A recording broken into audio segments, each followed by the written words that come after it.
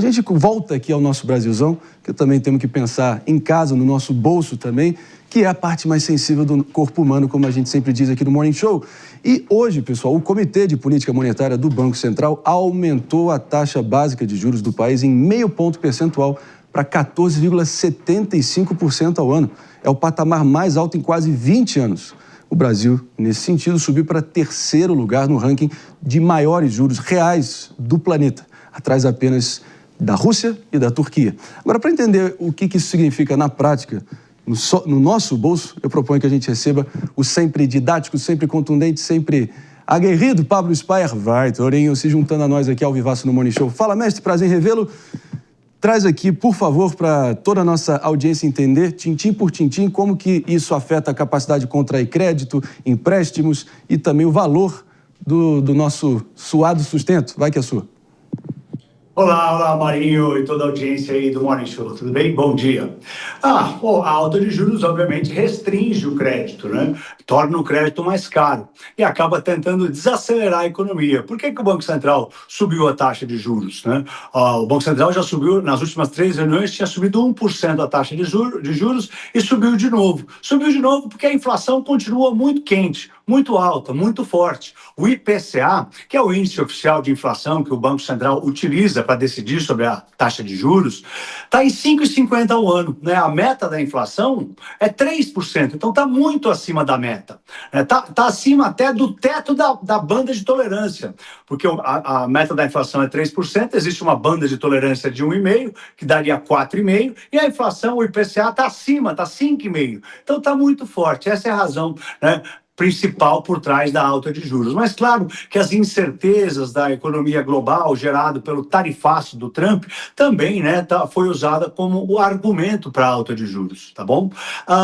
Mas a alta de juros foi menor do que nas últimas três reuniões, né? Ele subiu 3 vezes 1%, o Banco Central, e agora subiu só meio. Primeiro, porque os dados do CAGED de março, né, a criação de emprego com carteira assinada, foi a mais baixa desde a chegada do Covid aqui no Brasil, né? Então, por isso, o Banco Central, é a primeira razão pela qual o Banco Central subiu juros menos do que 1%. Outra explicação, né, por trás de uma alta de juros menor, né, que pode ser, inclusive, a última desse ciclo de alta de juros, pode ser que o Banco Central não suba mais os juros. A segunda razão é o dólar mais fraco, né? A gente viu no fim do ano, o dólar bateu 6,30.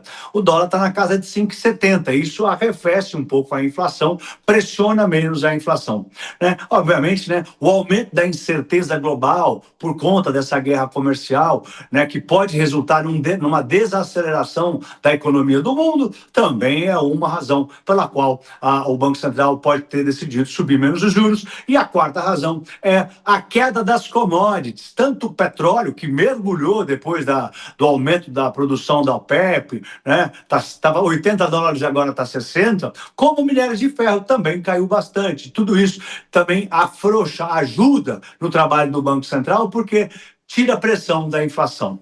Mas o resultado, a razão pela qual o Banco Central sobe os juros é para tirar dinheiro da economia, esfriar um pouco a economia e assim arrefecer a inflação. Meus amigos, a gente sabe, né, meu caro Pablo Spyer, que qualquer subida da taxa de juros é tipo aquela sirene de ambulância em filme de terror, né? Coisa boa não vem depois. Coisa boa não vem depois. E, claro, contratações vão esfriando, o pequeno empreendedor com menos capital de giro.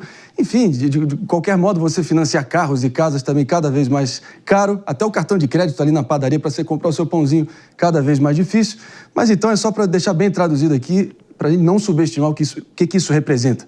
Mas eu não vou resistir, minha cara Jess Peixoto, que, dada essa decisão, já sob a gestão de Gabriel Galípolo, nomeado por Lula, e toda ali a diretoria em torno dele, não dá mais aquela história do negacionismo econômico de tentar apontar Roberto Campos Neto como a reencarnação, enfim, infernal de Lúcifer. Acho que cai por terra dos negacionistas econômicos entre nós, né? Não tem mais Bob Fields para culpar. Não tem mais Bob Fields para culpar, Pablo? É por aí? Jess, eu vou deixar Jess aqui. O Bob Fields, fica à vontade. O Roberto Campos Neto foi eleito 3 vezes o melhor banqueiro central do mundo durante o mandato dele. Ele é um gigante. Inclusive, acabou de arrumar emprego, né? Fechou ali, vai ser vice-chairman, vice-presidente do conselho do Nubank. Jess Peixoto, por Mas favor. isso é só porque o PT não votava nesta eleição para melhor do mundo aí no Banco Central. É verdade. Se votasse, É verdade. não seria Roberto Campos. Mas a minha pergunta vai muito nessa linha aí da visão do mercado sobre o próprio Galípolo, né? A gente sabe que em dados momentos se teve uma ideia ali do que ele talvez fosse fazer diferente, abaixar a taxa de juros, ceder a determinadas pressões. Essa foi até uma pergunta que ele recebeu na sabatina. Então, a minha pergunta é como o mercado está encarando esta gestão e se eles veem um processo de continuidade, o que me parece que está acontecendo. E uma segunda pergunta é como que o governo endereça esse problema agora que não há mais Roberto Campos Neto para culpar? Assim, na primeira pergunta, né, como endereça, o governo já não está mais reclamando, né? Já ninguém mais está reclamando com o Banco Central, né? Qual foi a primeira pergunta? Desculpe.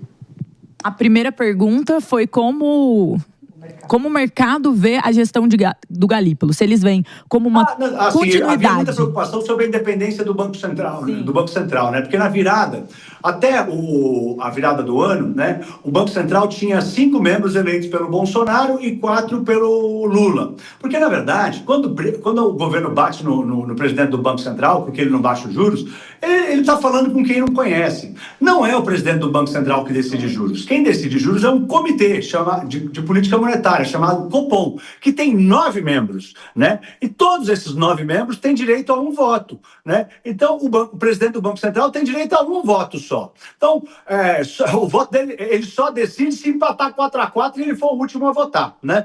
Então, até a virada do ano, tinha 5 membros eleitos pelo Bolsonaro e 4 pelo Lula, né? Inclusive, teve o dia do estresse, foi o dia que os 5 membros do Bolsonaro votaram por uma coisa e os 4 membros do Lula votaram por outra coisa, né? E aí deu um mega estresse e na eleição seguinte, os 4 membros do Lula passaram a votar igual aos do Bolsonaro e passaram a votar 9 votos iguais. E aí o estresse começou a passar e a preocupação era que quando o Galípolo assumisse, como o governo Lula vinha batendo muito no Banco Central, dizendo que eles tinham que baixar os juros, e haveria 7 membros eleitos pelo Lula, a preocupação era que a independência do Banco Central acabasse. E isso não se confirmou. O Banco Central continuou subindo os juros, como deveria ser feito para esfriar a inflação, e acabou que o mercado está confiando nesse novo Banco Central, né?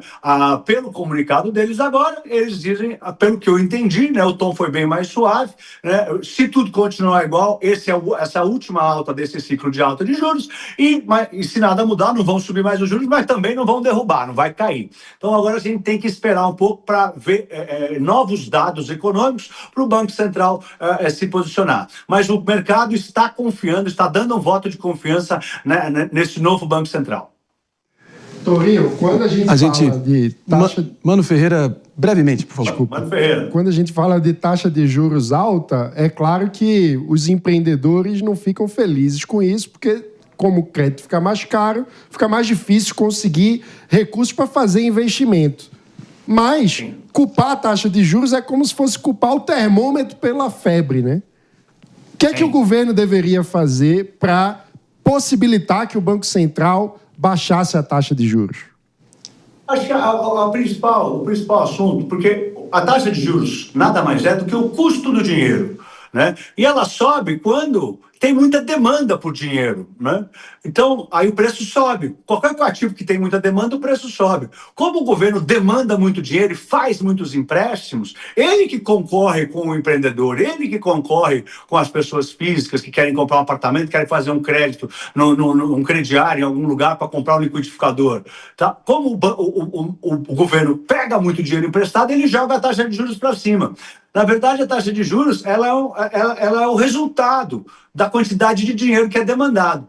O governo teria que arrumar a casa, gastar menos e demandar menos dinheiro, né? A gente tem algo preocupante, né? Que, como a gente já falou aqui atrás, há uns meses atrás, que é quando o rombo fiscal, o rombo nas contas públicas é tão grande que acontece um negócio que chama dominância fiscal, né? A parte fiscal domina a parte monetária. E não adianta mais subir os juros, porque a inflação não abaixa mais, porque não faz mais efeito. Então, a gente não está nessa situação, mas é algo que tem que estar sempre no radar de todos nós, porque não podemos entrar aí, porque se entrar aí não sai mais, porque mesmo que subir os juros, o estrangeiro saca o dinheiro, o dólar sobe e a inflação continua subindo. E eu acho que a maior preocupação deveria ser, Torinho, quando a gente olha nesse ranking das taxas de juros de momento, nesse maio de 2025, mundo afora, olha para cima e vê a rubla russa e a lira turca, que são moedas historicamente tidas como frágeis e não muito confiáveis e instáveis, para dizer o mínimo, né? Que beleza, que Deus tenha misericórdia do nosso real. Na Turquia, o Banco Central não é independente. A Rússia está em guerra, olha isso. Bela companhia, hein, Torinho? Vai, Torinho, obrigado demais pela presença aqui. Pablo Spyer sempre agregando muito para seguir o homem nas redes sociais e ter sempre essa leitura de análise econômica aí bem didática, bem divertida. É no @Pablo Spyer com SPYER. É o homem sempre agregando muito aqui no Morning Show. Valeu! Vai, Torinho! Vai, Torinho! Vai, Torinho!